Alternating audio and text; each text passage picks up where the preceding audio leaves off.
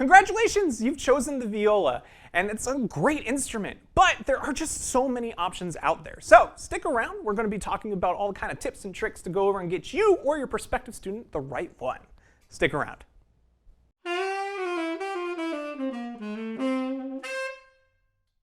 Howdy everybody, my name is Andrew King. We are here at Alamo Music. Don't forget to check out alamomusic.com where we have these instruments and so many available for you to peruse, purchase, and check out. Today we're going to be talking about the viola, a fantastic, beautiful, sultry instrument that is used to support the band in many different harmonies and take the melody in its own hands every once in a while, and is just awesome. It's one of those really underappreciated instruments. I really like it. I think the tones that come out of it are just absolutely gorgeous, and I'm very excited for you or your prospective student to finally get into the world of music and get into it with the viola. I think you get a very cool, unique perspective on music in general, so I'm very excited for you to be playing it. But the problem is, there's a lot out there, and there might be some things that you just don't know about. So what we're going to be doing today is just going over kind of some tips, tricks, pro cons, all that fun stuff, just to know what kind of instruments you want to go for, what kind of purchasing options to have, and make sure that you make the right choice, the educated choice to properly play the instrument over a long period of time and just enjoy it without having to worry about anything going wrong, right? So with the viola, it is a really cool instrument, but there are some things you need to know about it. One, and this is probably one of the more important things, is that viola, among its other cousins in the orchestra world, such as the violin, the cello, the bass, is a sizing instrument. And by sizing instrument, what I basically mean is that you need to find the one appropriate for you or your child. Now, with violin, cello, and bass, those instruments have a very defined cap on how big they get. Once you get into the full size, you know which one you're going to go ahead and get. But with the viola, that's a little different. Now, the viola doesn't stop growing. You can get one as huge as like 17 inches. Shaq would have an appropriate sized viola.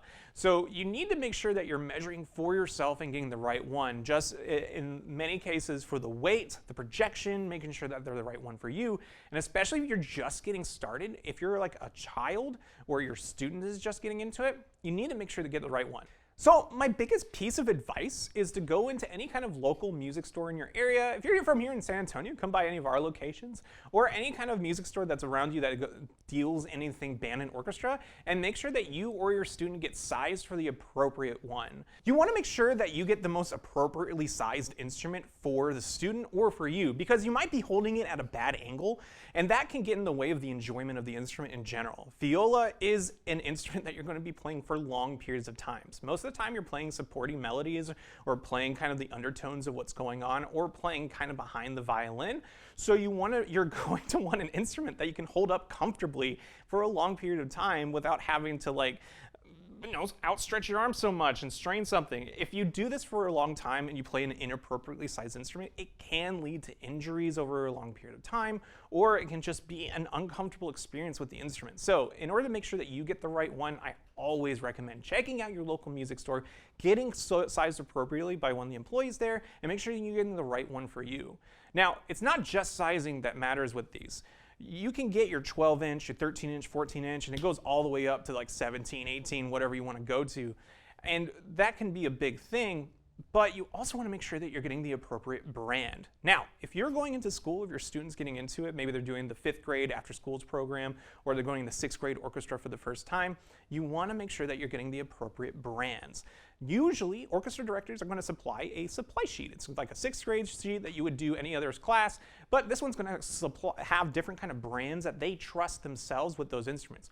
Most local music stores are going to be having stock appropriately collaborating with those band directors or orchestra directors. So you want to make sure that you get the right instrument. So for us at Alamo Music, we recommend anything from the Yamaha brand most of the time. If you watch any of my other videos or anything like that, Yamaha's great. It's super consistent, it lasts a long time, and they just play great. You don't have to really worry about anything. They're easy to repair, especially with repair techs having most of the parts available all the time.